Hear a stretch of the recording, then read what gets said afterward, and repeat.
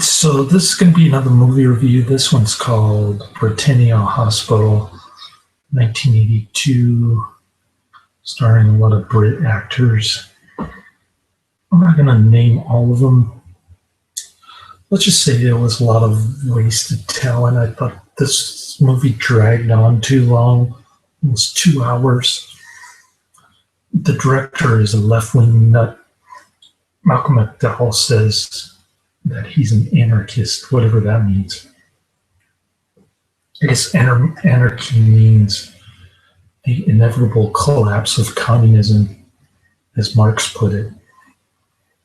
I have no idea.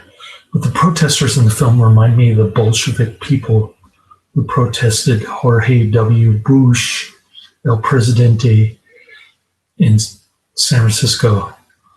And then when Obama became president, they disappeared.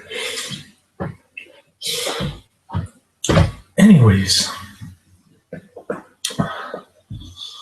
all politics aside, this is a satire, and it does poke fun at everything. I suppose it has enough to offend everybody. Pokes fun at unions also. Not so much the Marxist socialist protesters, the radical protesters, but more so the hospital unions. So there's that. I wasn't too crazy about this flick. I gave it 3 out of 5 stars, which is pretty consistent with IMDb rating. I think it gets a 6 or something out of 10. And it's pretty consistent with Netflix ratings also. I like the mad scientist guy. That guy was totally berserk. Okay, so this is going to be the third in a trilogy of movies by the same director. The first one being If, which was supposedly Malcolm McDowell's first movie. And then the second one being Oh Lucky Man. And this is the third one, although Malcolm McDowell doesn't get nearly as much as many lines or scenes as the other 2 movies, apparently. I haven't seen the other 2 movies, so I'm just going by what I've read. And if I make a mistake, you can correct me, but in any case, I like Malcolm McDowell. He's a decent actor. He thinks this director is the best guy he's ever worked for because he actually respects actors. And in the next breath, he says that the director is a big fan of Buñuel, which kind of ruined it for me because I hate Buñuel with the exception of that crazy short he did with Salvador Dali, Unchun de Lowe or whatever it's called. I don't know. Some kind of French short film, surrealist kind of stuff where they slice the woman's eyeball, but actually it's a cow eyeball. Yeah, that one. Anyways, this movie takes place in Margaret Thatcher's Britain, right around the time of the Falklands War, where my Brazilian buddy was pissed off at Prince Philip and all the people associated with the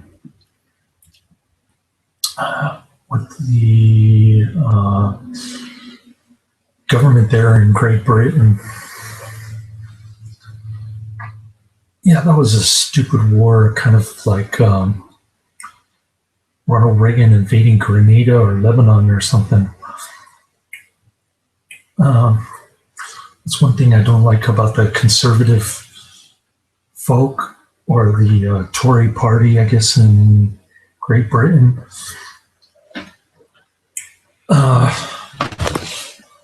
But Prince Philip is a totally different political animal. So I'm going off on a tangent, but the Falkland Islands was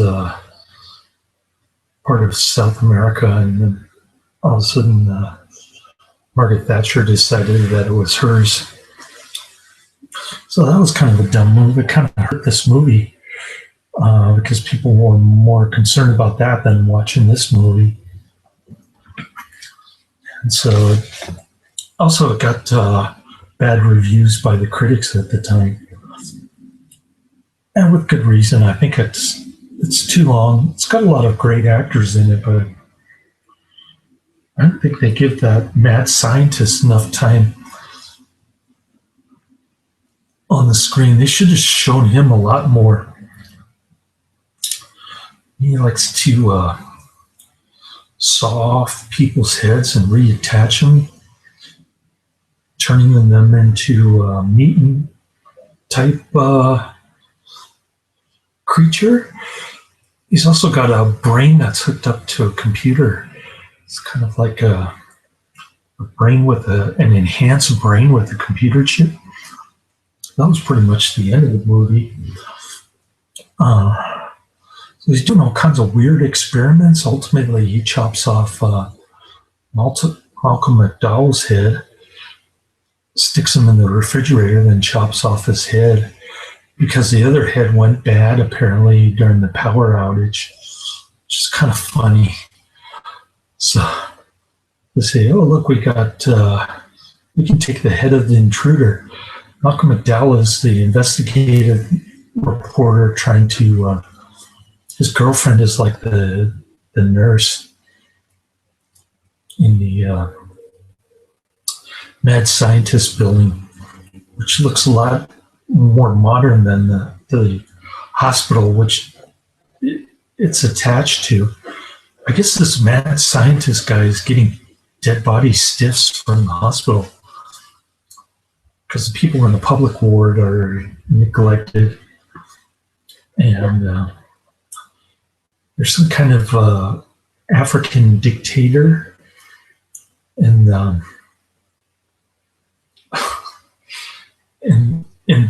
private ward.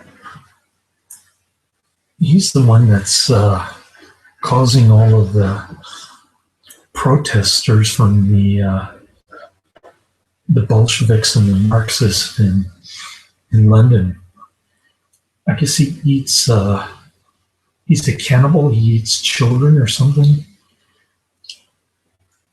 So the protesters are trying to say that he's kind of a puppet of the imperialists in Great Britain, which is probably true.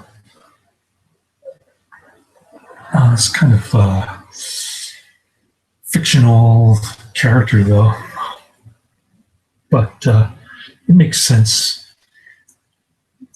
to me. Although Great Britain's navy and their imperial conquests were sort of waning in the by the 80s. They certainly weren't in Kenya or India by then. We were still in Hong Kong, but they gave that up. 10 years later or something? I don't remember. Anyways, it was only 100 years lease that they agreed to, or colonization, I guess. So they had to give it back. My coworker said, why would you let somebody enslave you for 100 years? Of course, you'd want your country back. In the case of China, they got it back. But anyways,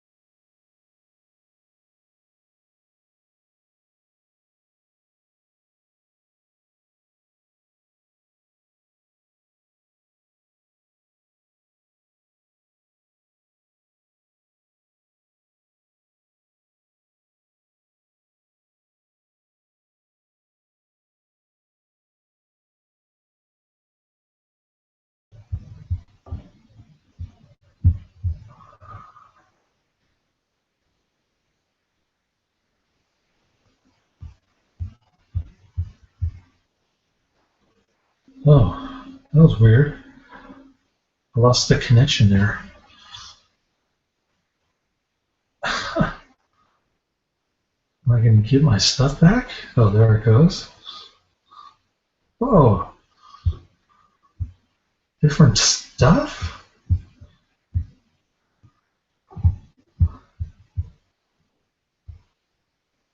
Anyways, that was weird. I don't know. Google Hangouts does weird stuff. So the Queen gets snuck in as, I guess, the director of the hospital. Does a surrender deal where he lets all the private ward people out, and he says he has to bring Red Cross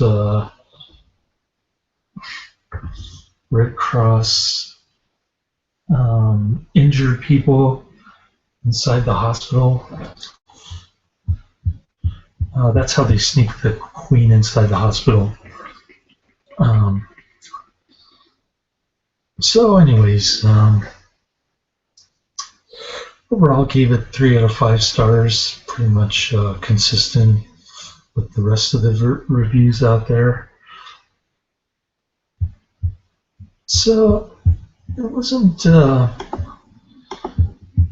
real great movie. It wasn't a really bad movie either. I think probably got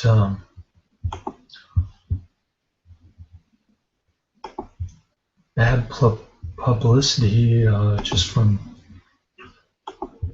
the context of the Falkland War, and I guess the critics didn't like it.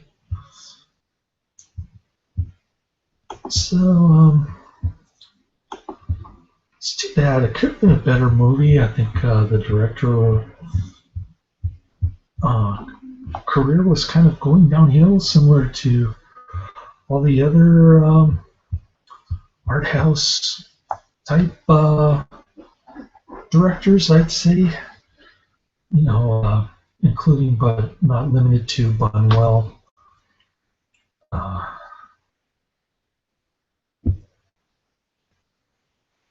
Fellini, Ingmar Bergman, those types of directors. Generally, their earlier stuff is better, I think. And looking at the other reviews, that's what they were saying. This movie wasn't as good as If or Lucky Man, which Malcolm McDowell played a much more prominent role in. So maybe I'll get around to seeing those one day, but I don't know. I guess the first movie was controversial for the early 60s. It put Malcolm McDowell into superstardom. All of a sudden he became an instant star after his first movie. He was in things like Clockwork Orange and Caligula, 2 of my favorite movies.